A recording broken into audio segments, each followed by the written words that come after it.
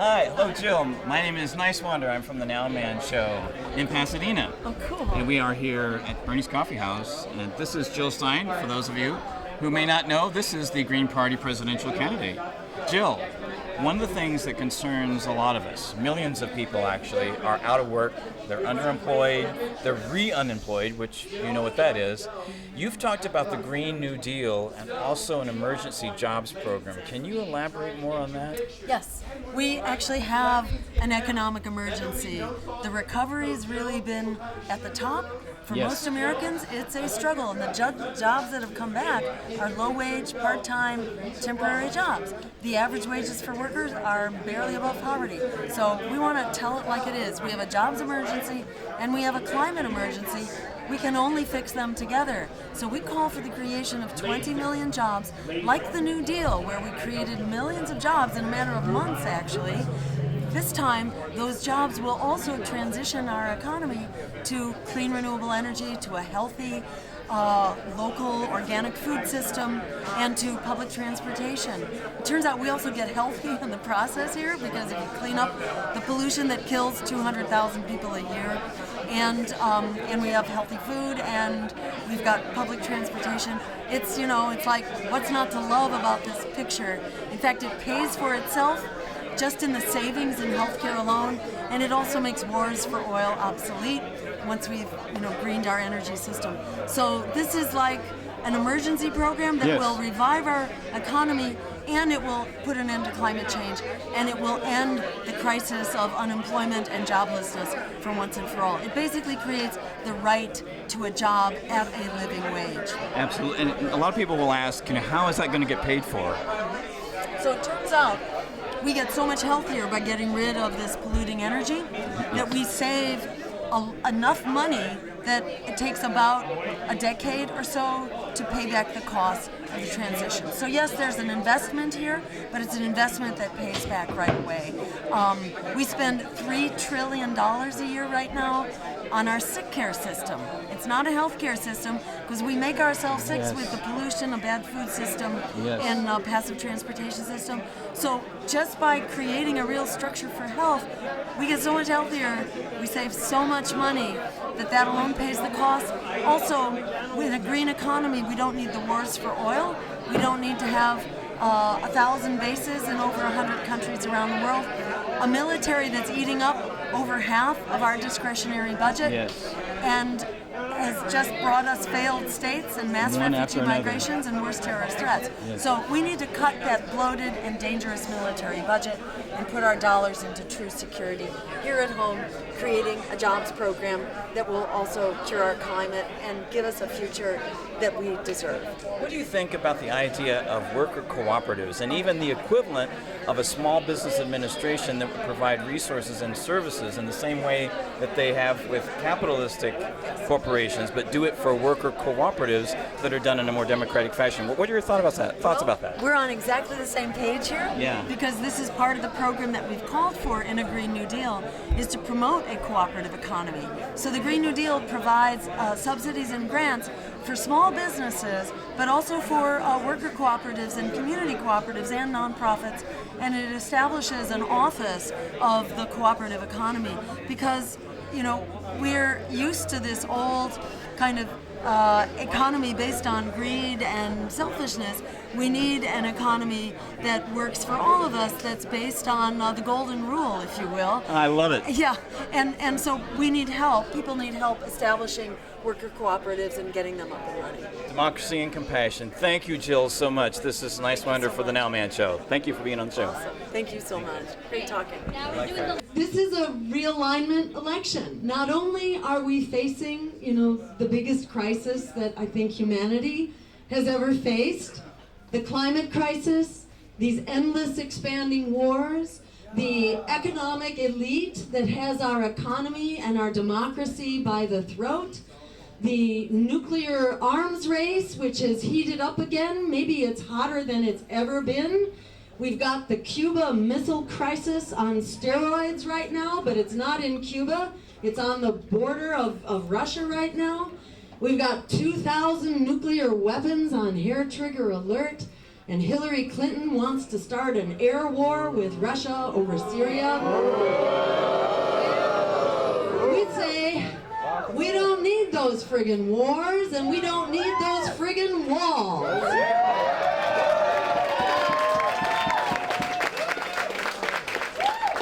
We need a Green New Deal to provide 20 million jobs so that everyone has the right to a good job.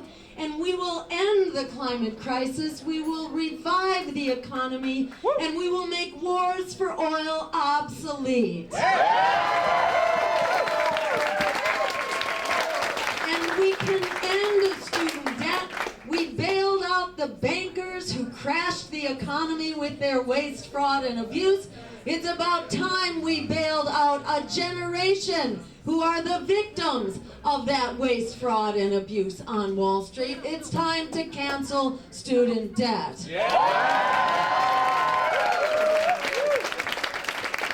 And it's time to make public higher education free. It pays for itself. We know that from the GI Bill. For every dollar we put in, we get back $7 in return. There is no excuse not to have free public higher education. And there is no excuse not to have health care as a human right for everyone through improved Medicare for all. And it is time to end police violence. To make sure that we not only demilitarize our police, but we create citizen review boards that have the power of subpoena and the power to hire and fire, so that communities once again will be in control of their police, not have the police in control of the community. And we can end this war on drugs by treating drug problems as health problems, not as criminal problems. And as part of that, we can end mass incarceration based on these outrageous drug laws and pardon everyone who has been convicted for using a substance which is safer than alcohol and nicotine.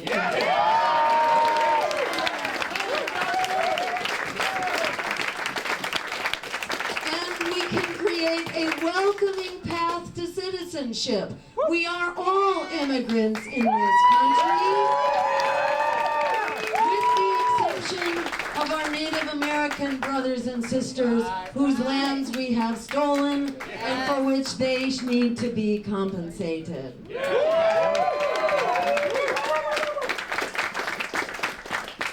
And finally, we call for a foreign policy based not on military and economic domination, but based on human rights, international law, and diplomacy. That means no more wars for oil, no more war on terror that creates more terror.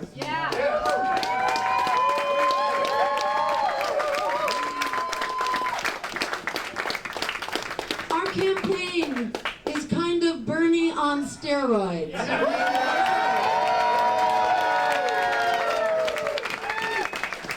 That is your power and our power liberated from a political party like the other one. They're both funded by corporate interests, by lobbyists, by super PACs. The Green Party is the one national party that is not corrupted by that stuff. We have the unique ability to stand up and be of, by, and for the people, not the money, but the people. And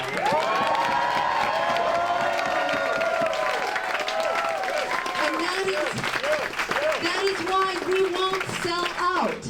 You know, other politicians, they come to power and then suddenly they change their mind because they owe return favors to their corporate donors. Well, we don't have those corporate donors. We are our donors at $27 a pop. We are the ones that we owe favors to. And those are the favors that we're talking about. The favors of health care as a human right, and education as a human right, and a job as a human right, and a climate we can survive in, and a world based on international law and human rights. That's the world that we deserve.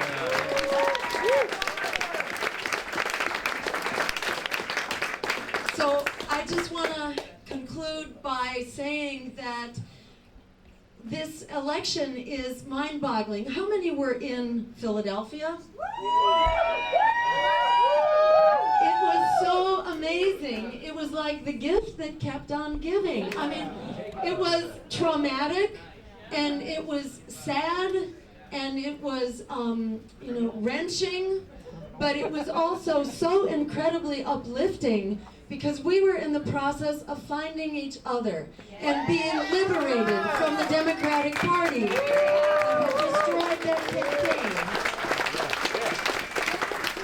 And in the process, we learned that what happened to Bernie, it wasn't the first time that the Democratic Party had turned on a truly revolutionary campaign in its ranks. This is the rule and not the exception. That in the same way that those emails revealed the backroom sabotage that was going on, and it was so, just heartbreaking to see, this is what's been going on for decades, actually.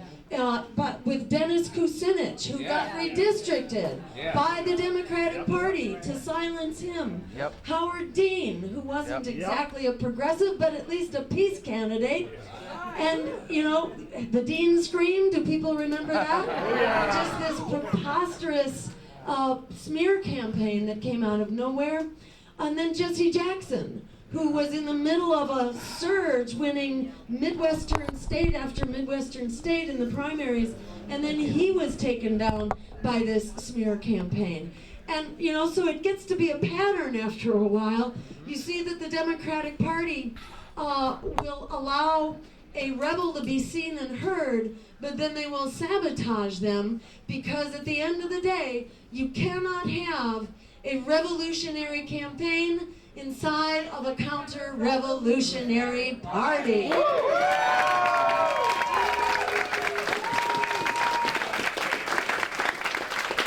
So we are free now, and we are stronger for it.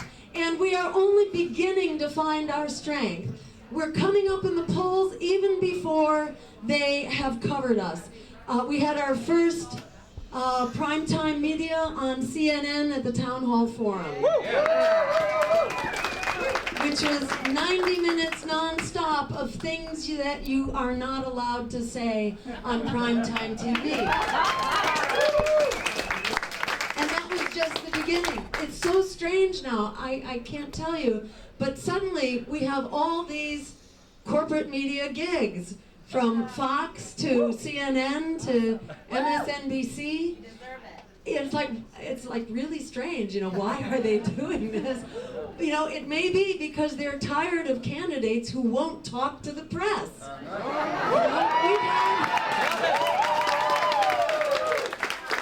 We've had as many press conferences, I think, in the last couple of months as Hillary Clinton has had probably in the last couple of decades. And the press is actually coming, and they're actually listening.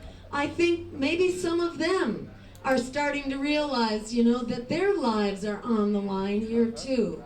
And sort of, whether it's in spite of them or because of them, who knows, but the word is getting out. And we are coming up in the polls even before we've had substantial coverage. So you can just begin to imagine what could happen now, because the majority of the American people do not like and do not trust Hillary or Donald, and they are clamoring for something else. And we are that something else.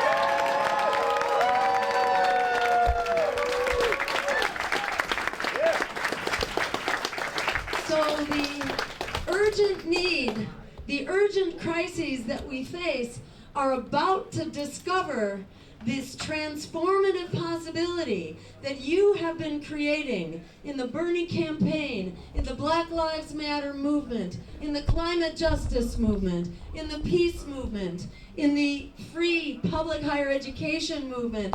The world is about to see that this isn't just hypothetical. This isn't just sort of desperation moves. These are real solutions. These are real blueprints. And in fact, that we have the numbers that it takes to turn this around. Just from the number of people trapped in predatory student loan debt, that's 43 million people.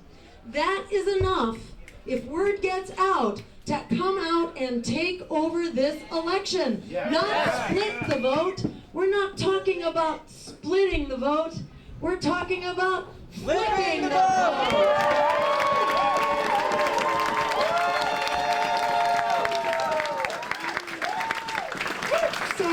In Philadelphia, it was like the energy just didn't end. I kept going from one rally to the next, thinking, wow, they can't do that again. But you did. I mean, every rally was bigger and higher and more exalted. It was like some metaphysical universe that we had entered into. And what we discovered was so much bigger than us. It just kept going, and now a month later, 6 weeks, 8 weeks later, it's still going, and it's still growing, and it shows no sign of stopping. It's only getting stronger. We are going until we prevail for people, for planet, for peace, over profit. This is the world we can create, an America and a world that works for all of us, because we are on one small boat, and we will sink together or we will sail together. I think we are sailing together, and this sail has just begun. We are so incredibly blessed to have each other, to be discovering each other as family, a family that knows no bounds, that will continue to grow across this nation and across this world with the incredible vision and passion that you have brought to it. I am so endlessly inspired by what you are doing and what we are doing together. I urge you to stay networked, stay with us as we expand.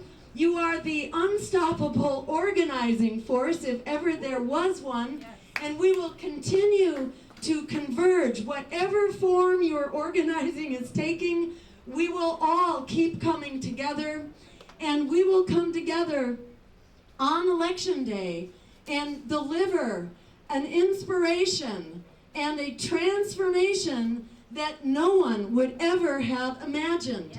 However far we get, we will keep going, whether we are in the White House.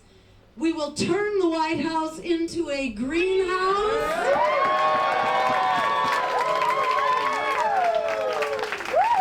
And whether we are in the White House or whether we are outside of the White House, our task is no different. We are working together, and we are here for the long haul. And we will be together until we prevail. So, I hope it's not news to you, but there is no exiting from the revolution. This is a way of life.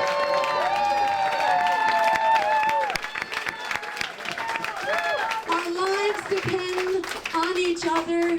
Our lives depend on this democracy. Our lives depend on opening up this debate and opening the floodgates of political revolution. If we can tell the truth will be unstoppable, as we are unstoppable together. The power to create this world is not just in our hopes, and it's not just in our dreams. right here and now. It's in our hands. We are the ones we've been waiting for. Thank you so much.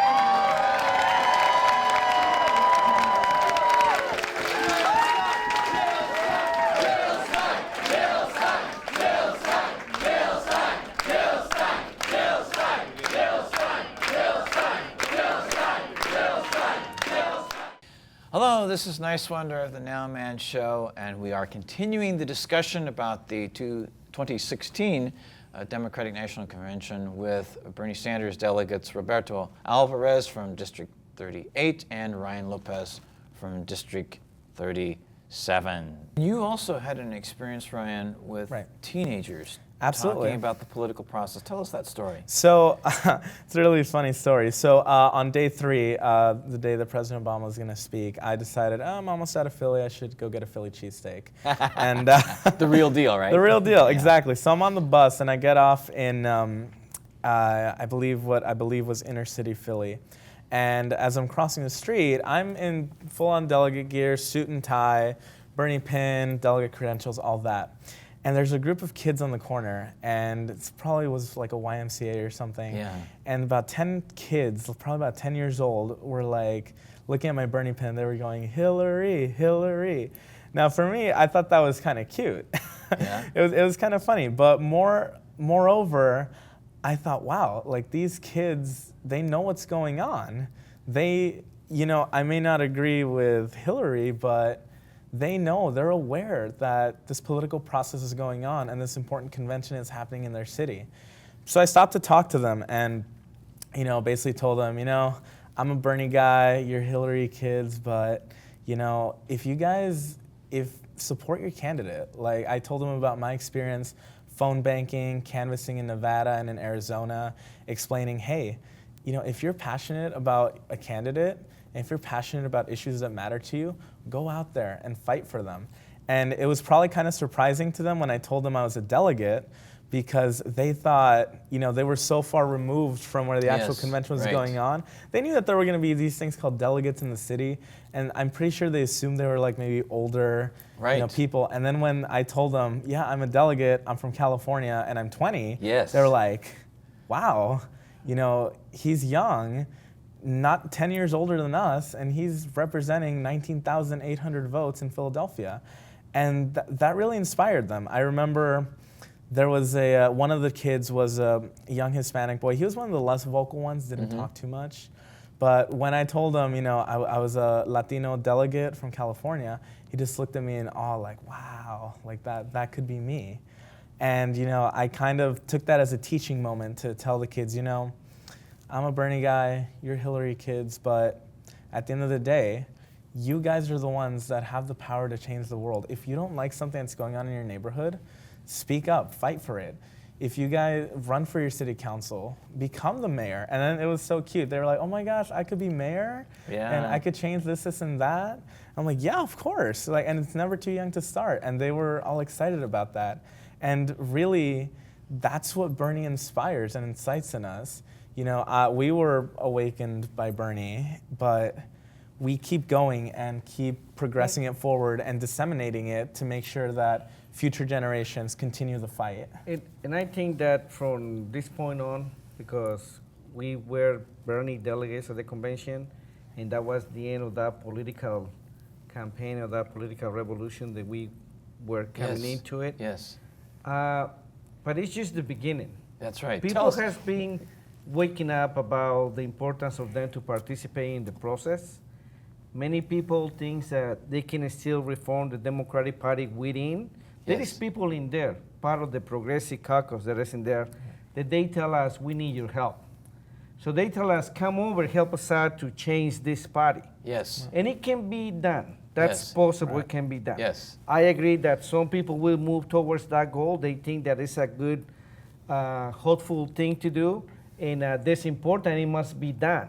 Because if you have a Democratic Party, it needs to be representing the people. Absolutely. But also, the other people, they think that we have to do things in the faster pace because global warming, or the things that are happening with fracking, or the burning of the fossil fuels, that we need to stop and we have to do something else in the immediate moment. right. Right. So the other thing is probably we had find out that the duopoly of the parties in the United States is not viable anymore. It's not viable for people. We don't want that anymore. So probably more people is going to be migrating to the Green Party, like a lot of people Yes, has done yes. it already. Right. Yeah. And if we can create a third party that it has been impossible through the history of the United States, it's also a good thing. Because you have another party there, then the Democrats or the Republicans are going to start paying more attention about the issues in order to start bringing people back to their roles. And maybe even also a fourth party or a fifth party or a Absolutely. sixth But party. I mean, remember on and that on. the main thing is to break the duopoly of That's the parties right. that exist. Because Absolutely. after that, like in other countries, everybody that has an issue needs to want it to be come to the table. And that's how the change happens and how the progress gets Absolutely. moving at a faster pace. So how do you see the delegation going now? Do you think they're going to switch to the Green Party, vast majority? Are they going to vote against Trump for Hillary? Are they going to not vote at all? Are they going to? I know that many people is going to different ways, and let me tell you about my personal things that I'm going to do. I'm helping the Green Party right now. I'm donating and I'm participating in some of the events, but also I would like to help to reform the Democratic Party with it.